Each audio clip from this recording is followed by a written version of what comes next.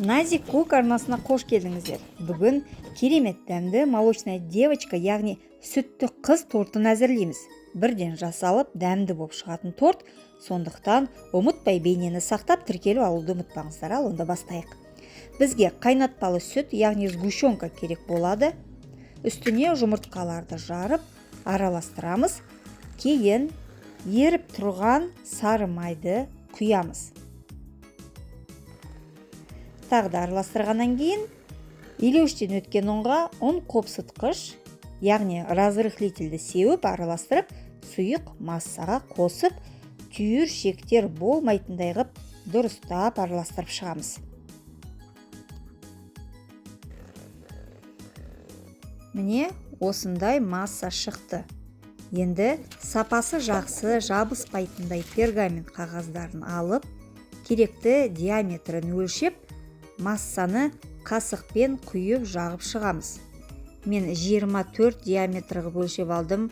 Арнайы диаметрі бар сақина болмаса, тәрелкемен өлшесеңіздер болады. Қағазға қамырды жаққанда қатты жұқа, немесе қатты қалың қылмай жағып шығамыз. Енді пешті қосып, пеш 170-180 градусқа қызғанда 3-4-5 минуттан әрқайсысын пісіріп аламыз.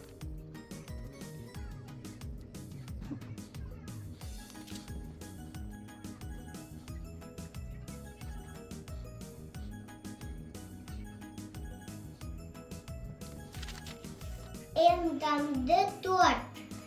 Молочная девочка деген керемет дәмді торт. Менің идеальный рецептіммен. 1 сағатта пісірсең. Торттың бүкіл корждарын сарғыш әдемі түсте пісіріп алдым.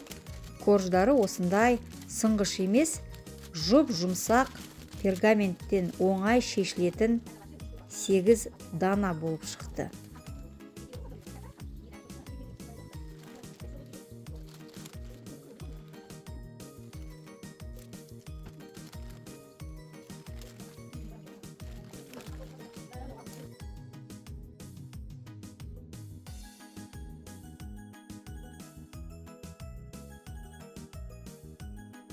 Енді кремін дайындап жіберейік.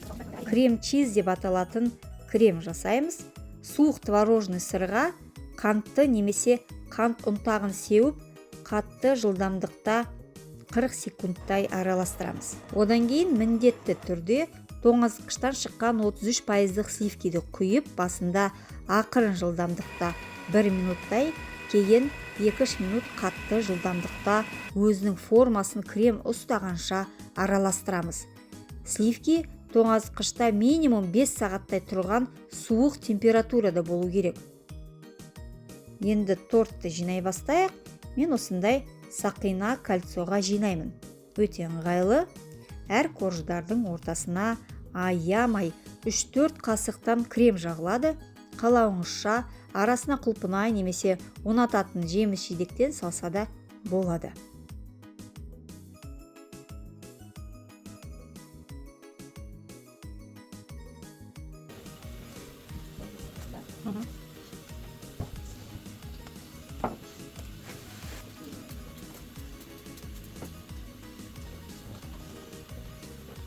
Торттың кремі бір-біріне сіңу үшін 4-5 сағатқа тоңазытқышқа суық жаққа қойып қойыңыздар.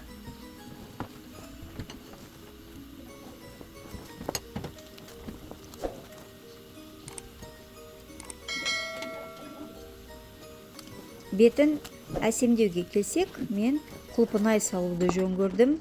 Бетін өз қалауларыңызша бисквитный үлпектермен де әсемдесе болады. Бисквитный хлопья дейді. Бисквитті үлпектердің дайыны кондитер дүкендерде кездеседі. Қалған кремді кондитер пакетке салып, насадкасын кигізіп, осылай әдемі ғып безендіріп шықтым.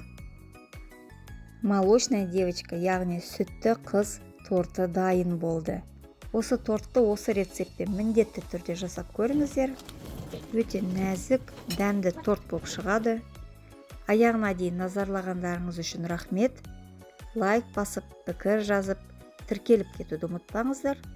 Сонда менің жаңа рецепттерімді жіберіп алмайсыздар. Шайларыңыз әрқашан тәтті болсын.